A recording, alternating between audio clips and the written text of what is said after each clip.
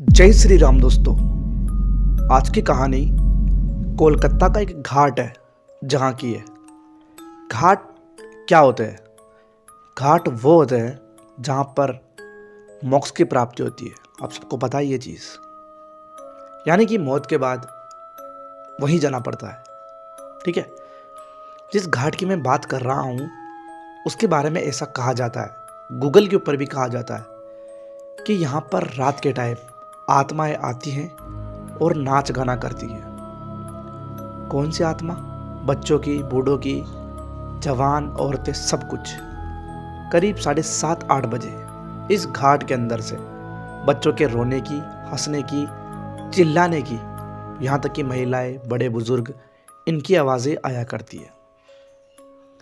आज इस घाट के बारे में बात कर रहा हूँ ना, वो घाट है नीमलता घाट, कोलकाता। आप सबको कहानी के अंदर ही पता लगेगा कि यहाँ की कहानी कितनी डरावनी है और कितनी रोमांचक है। वो सब आपको कहानी के अंदर पता लगेगा। उससे पहले अगर आप चैनल के ऊपर नए आए हो, चैनल को सब्सक्राइब कर देना, वीडियो को लाइक कर देना। कहानी शुरू होती है अब। एक लड़का है अभय नाम का, जो कि अपने दोस्त विपिन के घर गया हुआ था। कोलकाता के अंदर उसका घर था। किसका? विपिन का। अभय अपने दोस्त के घर मिलने गया था। जब वो वहाँ पर मिलने गया तो अच्छे से घर वालों से मिला, अच्छे से बातचीत करी और उसके बाद वो खाना वाना खाया और शाम के टाइम अभय बाहर घूमने चला गया। विपिन ने अभय को बताया था कि ज़्यादा दूर मत जाना और वापस टाइम से आ जाना।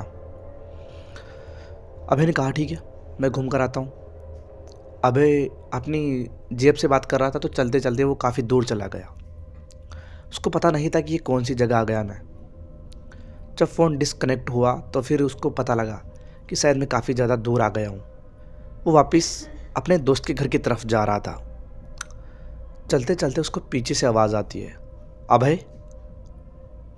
उसको लगा यार कोई मेरे को पुकार रहा है, तो उसने पीछे मुड़कर देखा। जब पीछे मुड़कर देखा तो उसको पीछे कोई भी दिखाई नहीं देता है। ये जो आवाज़ आई थी ये करीब 21-22 साल के लड़के की आवाज़ आई थी। अबे वापस चलने लगता है। चलने के बाद वो वापस फिर से उसको पीछे से आवाज़ आती है। इस बार आवाज़ एक छोटे बच्चे की थी, अबे ऐसे करके। अबे को लगा यार ये क्या है। अबे के बारे में अब मैं आपको बताता हूँ। अबे गांव से बिलोंग करता है। वहाँ पर ज़्यादा रात के टाइम ज़्यादा चहल पहल नहीं होती। गांव के अक्सर घर जो होते हैं ना, वो रात के 8 बजे के बाद बंद हो जाते हैं। अभय पीछे मुड़कर देखता है तो उसको काफ़ी दूरी पर बहुत सारे लोग नाच गाना करते हुए दिखाई देते हैं। अभय को लगा कि शायद इन्हीं के अंदर से कोई है जो मेरे को पुकार रहा है। और देखो कितना अच्छा है ना कोलकाता के अंदर। यहाँ पर काफ़ी रात के मतलब करीब 11:30 बज रहे थे उस टाइम पे जब वो बातें कर रहा था। रात के 11:30 बजे भी यहाँ पर नाच गाने हो रहे हैं। अभी हमारा गांव होता, गांव के अंदर अभी तक तो पूरे लोग सो चुके होंगे। कितना अच्छा है ना। मैं जाकर देखता हूँ, थोड़ी देर एंजॉय करके आता हूँ। वहाँ पर जाता है। वहाँ पर जाकर वहाँ बड़े बूढ़े बच्चे सब नाच गाना कर रहे थे। उन्हीं की महफिल के अंदर वो भी डांस करने लगा। काफ़ी देर तक उसने डांस करा। डांस के दौरान उसको अब थोड़ी थोड़ी भूख लगने लगी थी। तभी एकदम से वो सारे जो आदमी थे, करीब 30-40 आदमी थे, वो एक पंगत लगाते हैं और वो खाने के लिए बैठ जाते हैं। अभय को लगा कि कोई मेरे से पूछेगा, तो अभय से एक आदमी ने पूछ लिया कि आप भी खाने के लिए बैठिए प्रधान। तो वो बैठ जाता है नीचे। उसको भूख लग रही थी। अब खाना परोस दिया गया था। अभी तक उसको पता नहीं है कि मैं किस जगह पर खड़ा हूँ और ये लोग कौन है। उसको जो लोग दिखाई दे रहे थे ना, वो नॉर्मल आदमी दिखाई दे रहे थे। खाना परोस दिया गया। अब खाना खाने वाला था अभय, और वो अपने आसपास देखता है। जिन लोगों के बीच में अभी वो डांस कर रहा था ना, उनमें से किसी एक के तो हाथ नहीं है, किसी के पैर नहीं है, किसी के मुंह से खून निकल रहा है, किसी के गर्दन नहीं है। वो देखता है कि चारों तरफ एक राख जली हुई है, थोड़ी दूरी पर चिता जली हुई है, और वो सब आदमी सिर्फ अभय को ही घूर रहे थे। अब आप सोचो, रात के 12 बज चुके हैं, पास में चिता जल रही है, और 25-30 आदमी आपको घूर रहे हैं, आपके साथ उस टाइम पर क्या होगा आप सोचो। अभय वहाँ से बिना चप्पल के भागता है बहुत तेजी से। भागते भागते उसके पीछे एक हाथ आता है, उसके कंधे पर हाथ रखा किसी ने। उसने पीछे मुड़कर देखा तो एक बच्चा उसके पीछे दौड़ रहा था उसके हाथ रखकर, और वो बच्चा क्रीपी स्माइल कर रहा था और कह रहा था, तेरी चप्पल वहीं पर रह गई, उसको लेकर आ, वहीं पर रह गई, उसको लेकर आ।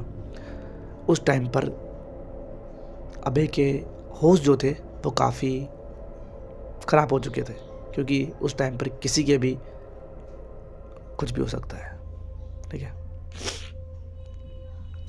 अभय वहीं पर बेहोश हो जाता है। जब अभय को होश आता है तो वो अपने दोस्तों को अपने सामने पाता है, विपिन को। विपिन उसको रात के टाइम ढूंढने गया था। उसको वो पास ही के नीमलता घाट के पास बेहोश मिला था।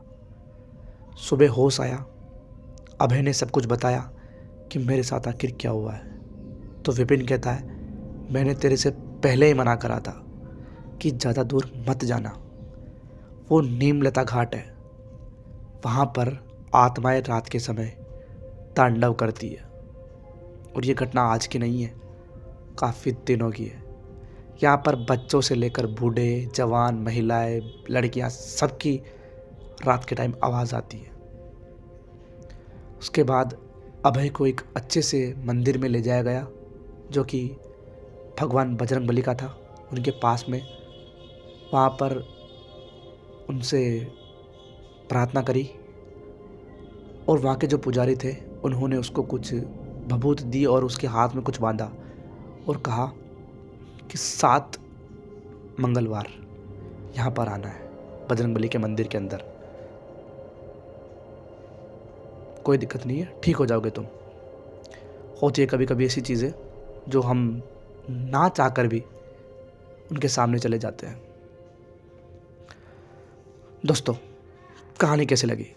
कहानी अच्छी लगी हो तो वीडियो को लाइक कर दे, चैनल को सब्सक्राइब कर दे। मिलता हूँ आपसे अगली कहानी में, तब तक के लिए बाय बाय।